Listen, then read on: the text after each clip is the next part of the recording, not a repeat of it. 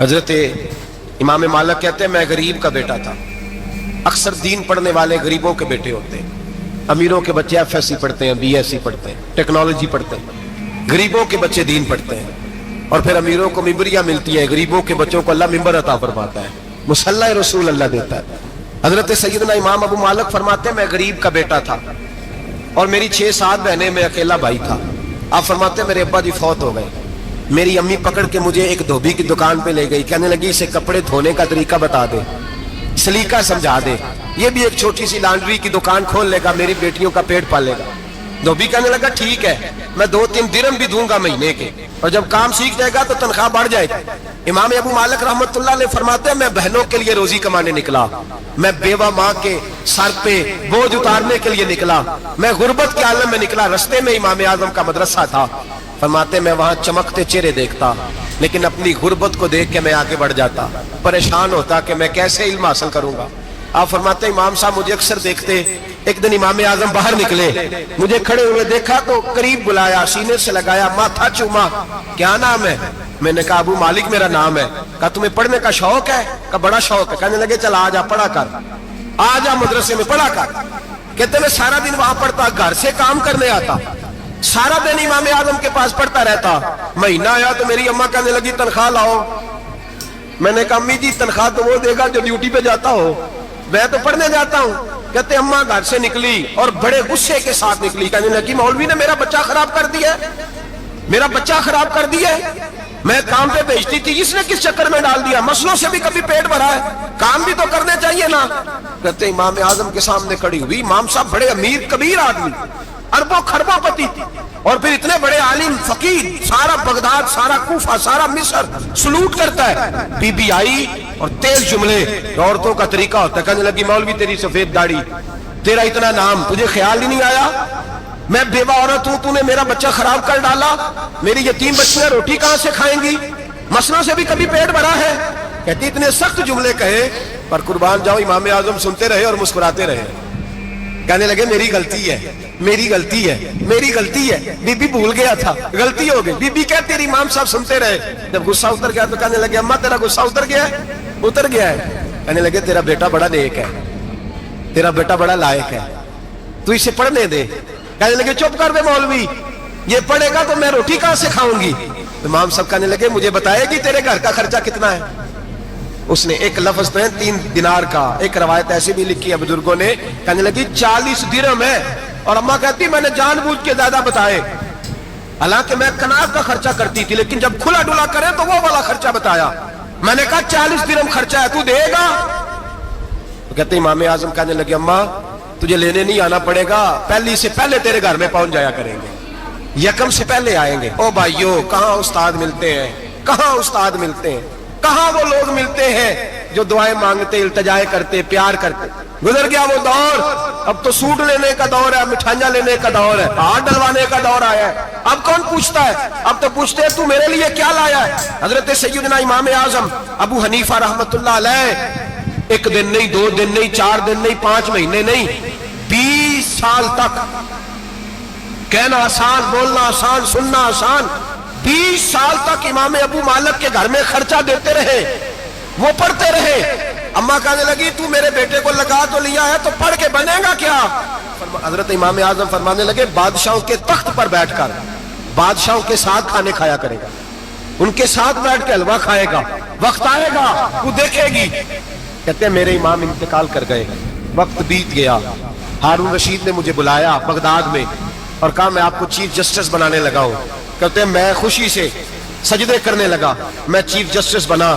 میں نے اپنی اماں کو خط لکھا کہ اماں بغداد آ جا, تیرے بیٹے کو اللہ نے بڑی شان عطا کر دی ہے. فرماتے ہیں ہارون رشید کی بیوی بڑی اولیاء کی, علماء کی بڑی فرما بردار تھی, محبت کرنے والی تھی. اس نے حلوہ بنا کے بھیجا, کھانا بنا کے بھیجا. ہارون رشید تخت پہ بیٹھ کے کھانے لگا تو کہنے لگا امام صاحب آپ بھی یہیں آ جائیں میرے ساتھ. کہتے ایک کونے میں وہ بیٹھ گیا, ایک میں بیٹھ گیا, بیچ میں کھانا رکھ لیا. اتنی دیر میں میری اماں بھی پہنچ گئی. 2 لقمے کھائے تھے کہ اماں آ گئی. جب اماں نے مجھے تخت پہ بیٹھے دیکھا, ایک یتیم, ایک لاوارث, ایک بن باپ کا بچہ, وہ کل تک جو بہنوں کے لیے 4 دینار نہیں لا سکتا تھا, تخت پہ بیٹھ کے جب روٹی کھاتے دیکھا تو اماں تڑپ گئی, روئی, چیخیں ماری. میں نے کہا اماں کیا ہوا؟ کہنے لگی بیٹا مجھے تیرا استاد یاد آ گیا ہے، اس نے کئی سال پہلے کہا تھا اسے دین کا علم پڑھنے دے، اسے فقیہ بننے دے، یہ بہت آگے جائے گا۔ دیکھ آج اللہ نے تجھے کتنی شان عطا کی ہے۔ کہا بیٹا یہ کمال تیرا نہیں، یہ امام اعظم ابو حنیفہ کا کمال ہے، یہ ان کا کمال ہے جنہوں نے تمہیں یہاں تک پہنچایا۔ میرے بھائی اپنی پوری زندگی حضرت امام اعظم ابو حنیفہ نے۔ آج تو اساتذہ کرام، اساتذہ مجھ سے ایک ٹیچر کہنے لگے حضرت جی دل نہیں لگتا، بے سکونی سی ہے، کچھ بتلائیں۔ تو میں نے کہا کلاس میں کوئی یتیم بچہ ڈھونڈ لیں، کوئی لاوارث بچہ ڈھونڈیں، اس کی وردی اپنے ذمے لے لیں، کتابیں اپنے ذمے لے لیں، اس کا خرچہ اپنے ذمے لے لیں، روز جیب میں ٹافیاں ڈال کے جایا کرے کہ غریب کو دینی ہے، پر میں 2 مہینے یہ والا وظیفہ بھی پڑھ کے دیکھے، اللہ آپ کو سکون عطا کرے گا۔ یہ بھی کہنے لگے بڑی ٹھنڈک ہوئی ہے، بڑا سکون ملا ہے، بڑی تابعداری۔ میں نے کہا آپ لفظوں سے سکون چاہتے ہیں، وہ لوگ خدمت کر کے سکون لیتے تھے۔ کوفے کا ایک امیر آدمی تھا، پھر غریب ہو گیا۔ غریب، غربت بڑی پریشانی ہے، بڑی پریشانی، بڑی آزمائش۔ غریب بیوقوف اس لیے ہوتا ہے کہ اس کی جیب میں پیسے نہیں ہوتے، غریب مجبور اس لیے ہوتا ہے کہ اس کے پاس ہوتا کچھ نہیں نا، تو ساری آزمائشیں کٹھی آ جاتی۔ غریب آدمی تھا، محنت مزدوری کرتا لیکن پوری نہ ہوتی۔ وہ کہتا ایک دن گلی میں ککڑی بیچنے والا آیا، تو میری ایک بیٹی تھی چھوٹی سی، باقی بچے بڑے تھے، چھوٹی ضد کرنے لگی، کہنے لگی ککڑی کھانی ہے، ککڑی۔ کہتے میں پریشان ہو گیا، دل ٹوٹ گیا، بیٹی نے سوال کیا ہے۔ فرماتے میں نے سوچا کس کے پاس جاؤں، کسی اور کے پاس مجھے سمجھ نہ آیا، میں سیدھا امام اعظم کے پاس چلا گیا۔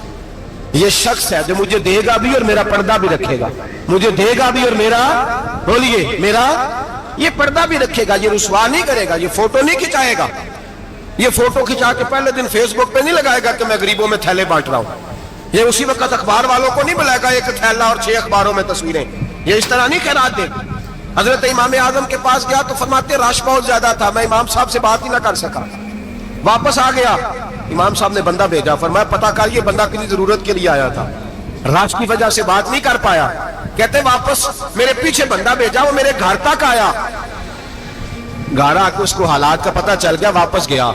کہتے ہیں 3 تھیلیاں اشرفیوں کی بھر کے امام اعظم لائے اور خود آئے اور رات کے اندھیرے میں آئے اور مجھے تھیلیاں دے کے نا تو میرے آگے ہاتھ باندھ دیے۔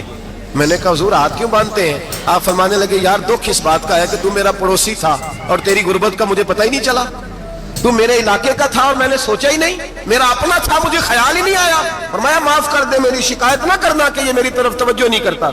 علم بھی تھا، عمل کا نور بھی تھا، تقوی کا حسن بھی تھا، غریب کی مدد کا جذبہ بھی تھا۔ آج لوگوں پر مال کا فتنہ سوار ہوتا ہے، سب پر نہیں لیکن زیادہ لوگوں پر۔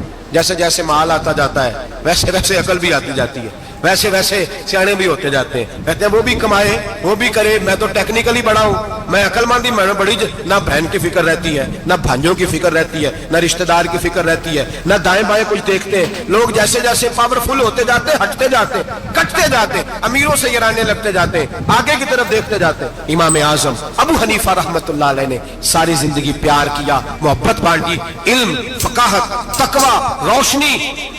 آج لوگوں کو علم ہوتا ہے پر علم کا نور نہیں ہوتا، ہمیں بہت ساری باتوں کا پتہ ہوتا ہے پر وہ باتیں ہمارے لفظوں میں ہوتی ہیں، ہم اس کے حسن سے آگاہ۔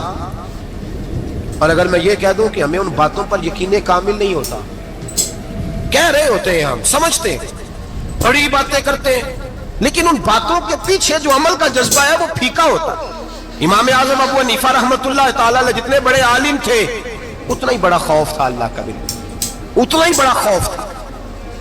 ایک آدمی کہتا ہے میں نے امام صاحب سے مسئلہ پوچھنا تھا، میں نے عشاء کی نماز امام صاحب کے پیچھے پڑھی، کتنی لوگ باتیں سنتے ہیں، اس کا اثر کتنا لیتے ہیں، لیکن امام صاحب رحمۃ اللہ علیہ کا طریقہ کیا تھا؟ کہتے میں نے امام صاحب کے ساتھ نماز پڑھی مسجد میں، تو قاری صاحب نے قرآن پڑھا، اذا زلزلت الارض زلزالها واخرجت الارض اثقالها، فرماتے ہیں آخری 2 آیتیں پڑھی، فمن يعمل مثقال ذرة خيرا يره ومن يعمل مثقال ذرة شرا يره۔ اللہ فرماتے ہیں میں قیامت کے دن تیرے ذرے ذرے کا حساب کروں گا، ذرہ برابر نیکی ہوئی تو تیرے سامنے آئی، ذرہ برابر گناہ ہوا تو تیرے کس کے برابر؟ جی وہ کتنا ہوتا ہے؟ ریت کا 1 ذرہ، اس کے برابر بھی گناہ ہوا تو تیرے سامنے، یہ اللہ کہہ دیا ہے، تو ایسا انشاءاللہ ہو کے رہے گا۔ اللہ ایک دفعہ دکھائے گا، دعا فرمائے اللہ ہمیں معافی عطا فرمائے، اللہ ہم سے درگزر فرمائے، اللہ ہمیں بخشے ہوئوں میں شامل فرمائے۔ یہ آیت امام صاحب نے سنی تو کہتے ہیں नमाजी सारे चले गए तो इमाम साहब बैठे और यूं ना अपनी दाढ़ी पकड़ ली, चराग टमटमा रहा, कहते हैं दाढ़ी पकड़ ली और इमाम साहब बैठे। मैंने कहा कि किसी महवियत के आलम में है, सोच में, चले मैं थोड़ी देर में आता हूँ। कहते मैं 2 घंटे के बाद आया तो इमाम साहब ऐसे बैठे हैं दाढ़ी पकड़ी। मैंने कहा ठहर के आता हूँ। मैं फिर 1-1.5 घंटे के बाद गया तो वैसे ही बैठे।